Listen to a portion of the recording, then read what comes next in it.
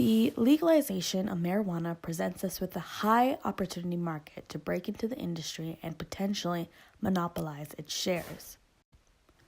With the recent changes in the Canadian law, the legalization of marijuana, there is an opportunity to commercialize the use of cannabis. Upon primary and secondary research, it can be concluded that there is an unfulfilled gap between consumers who want to try to consume marijuana but require a safe environment when trying it for the first few times, one that is open-minded and absent of any negative annotation.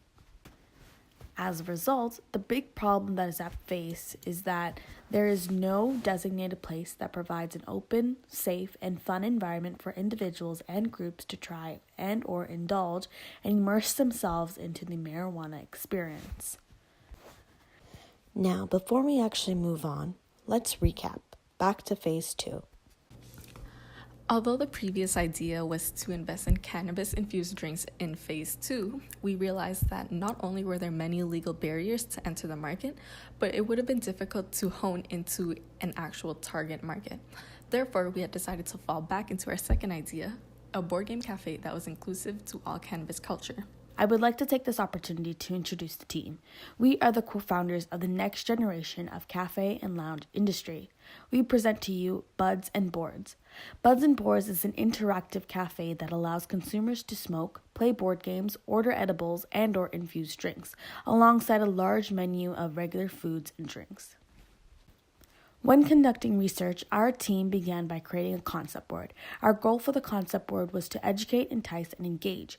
We wanted our respondents to be well informed about what our products were, using the board to entice and spark curiosity, and then allowing the opportunity to further probe and investigate more into the company. This is our concept board.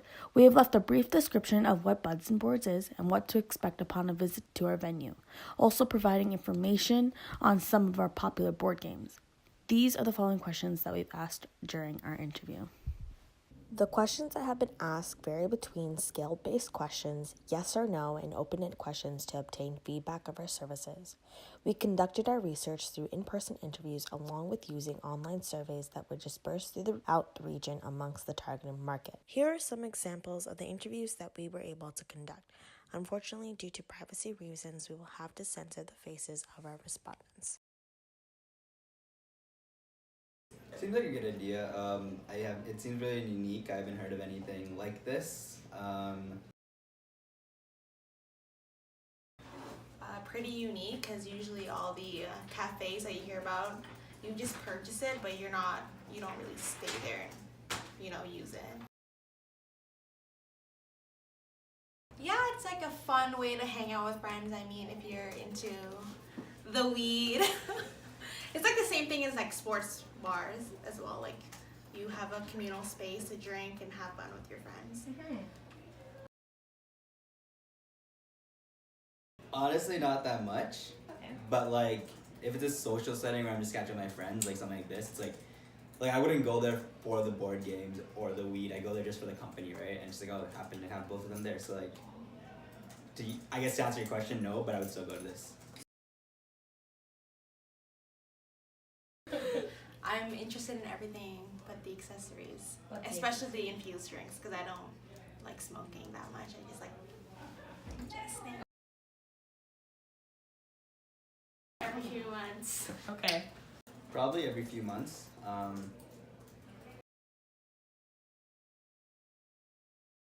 Yes, it is. Let's say 20 to 30. 20 to 30. Cool. After conducting more in-person interviews, we moved our collection of data to Google Forms. We were able to collect the information necessary to gather key data points that would provide us with the strategies to implement into Buds and Boards to achieve our goals of success. Here are the following results. When the survey timeline came to an end, our team pulled together the results to uncover the insights to better the strategies of Buds and Boards and capture the entirety of the consumer market. With that being said, here is what we were able to uncover. Based on our responses, we received that 32.3% of people were not personally interested by our service. That being said, 100% of those who responded with no had answered that they were either interested in edibles, infused drinks, or both edibles and infused drinks, representing 30% edibles alone, 30% infused drinks alone, and 40% both edibles and infused drinks. This information tells us that although 32.3% were not interested in the matter of smoking, they were still interested in the matter of consuming edibles and infused drinks. So going forward, what Buds and Boards could do is to increase the production of edibles and infused drinks to cater to the individuals who prefer not to smoke. Another key takeaway was when asked how often would you visit the cafe, 45.2% of our respondents responded that they would visit the cafe every few months.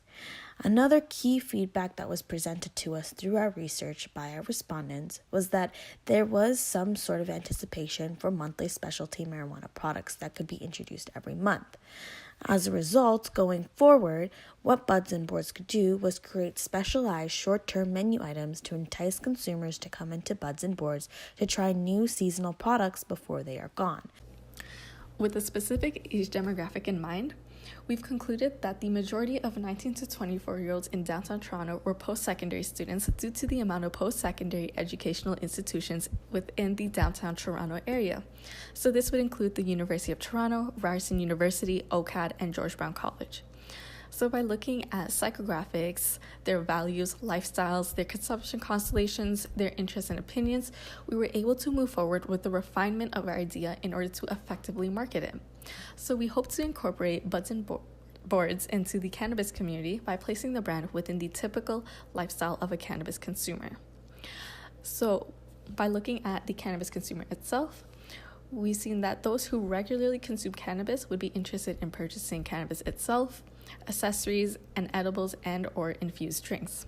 Within the context of a board game cafe, most people would be at a cafe to drink coffee and other beverages to enjoy various pastries and small appetizers as they play the board games.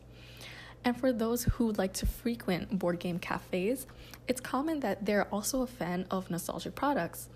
So within the consumption constellation of these types of people, they would also be a fan of retro video games, Polaroid cameras, and anything novelty that brings a certain nostalgia to them. Using the positioning model is easy to assume that the consumer insights are people who are between the ages of 19 to 24 seeking cannabis-friendly destination to unwind, indulge, have fun, all while in safe practice. The key attributes that Buds and Boards present is that it's the first of its kind with an integrated board game aspect. The functional benefits that are present are that it is a relaxing atmosphere, providing traditional board games and serving a variety of foods and drinks. The emotional benefit that's provided is that it addresses the need for social gathering and for the entertainment and excitement purposes. Self-expressive benefits include achieving a sense of belonging and creating memories of togetherness with friends without any sort of negative annotation. Our product name is Buds and Boards, and it is inspired by the two main activities that's conducted in the cafe, which is smoking marijuana and playing board games. Buds refer to smoking marijuana and boards refer to the board games that's available in our cafe. We reference our name to be similar to Snakes and Lattes, a popular board game cafe in Toronto. This way, stimulus generalization will be utilized because our consumers will associate the concept of our cafe to be similar to Snakes and Lattes, where they have to pay an entrance fee to access our products and services. We will now be looking into our marketing plan. We will start by going over the 4 P's, those being the product, price, place, and promotion. So our product will be a cafe where consumers can play board games and smoke at the same time, alongside with infused drinks and edibles as add-ons. There will be 2 main rooms, one for smoking and another one that's highly ventilated for non-smokers who prefer edibles and infused drinks instead. We will leverage on sensory marketing and the purchase environment to increase the impact of sensation on our consumer experience, so that we can enhance their sensational experience and perception of Buds and Boards. Our pricing strategy will be based on the other competitors in our market. Based off of what snakes and lattes, our closest competitor, is currently doing, we will be also implementing an entrance fee of $5 as an admission to playing the board games. Whilst entering in the venue, people will be able to buy regular food, ranging between the costs of $3 to $15. As per the marijuana products, they will be contingent upon the OCS standards. Basic strands range between $10 to $12 per gram, and our products will be priced above the cost. To launch our cafe, we hope to launch operations in summer when the weather is nice and people are more willing to go out to explore. We are also looking to locate our cafe in downtown areas like Kensington Market or College Street. In those areas, students often hang out, and there are cafes there as well, making it a good location for us to attract our target market. Not only is there plenty of foot traffic, but the streets are also near post-secondary institutions, so that students may access our cafe easily. So let's look at some tactics and strategies which will help us to develop our brand and promote our newly established venue. The first one is social media. Our main goals for social media are to boost brand awareness through organic and paid content, as well as to position our establishment as one-of-a-kind cannabis-friendly venues in Toronto. When it comes to our content strategy, we want to showcase a venue and its fun and friendly atmosphere, educate our customers on the topic of recreational cannabis, as well as to sell our audience on the idea of combining cannabis and board games. As for the different platforms, we'll use Facebook to share our long-form content and promote our special events. This is where we'll share our blog posts and educational videos. We'll also leverage Facebook events to make it easy for customers to invite their friends. When it comes to Instagram, our goal is to boost brand awareness as well as to showcase our venue and products. Instagram will act as our online gallery. In addition, we'll invest into paid advertising to help drive traffic. Twitter will be our main platform where we will communicate with our customers plus reach out to press and influencers. Our goal for Twitter is to gather customer feedback and eventually start engaging with local journalists. In addition, we'll post news, updates, and other short-form content. Let's look at the press and influencers. On the press side, we have local publications such as BlogTO, Toronto Star, and Narcity, which cover the hottest new venues in town. This kind of press coverage can boost brand awareness even before the grand opening. Our goal is to build a relationship with local reporters and provide them with all the resources they need to craft a compelling story. On the influencer side, we plan to collaborate with Toronto's top lifestyle influencers and provide them with an incentive to visit the venue. This will help us build social proof. In addition, we plan to partner up with some of the influencers to create special social media content. As we all know, consumers trust word of mouth more than they trust advertisements.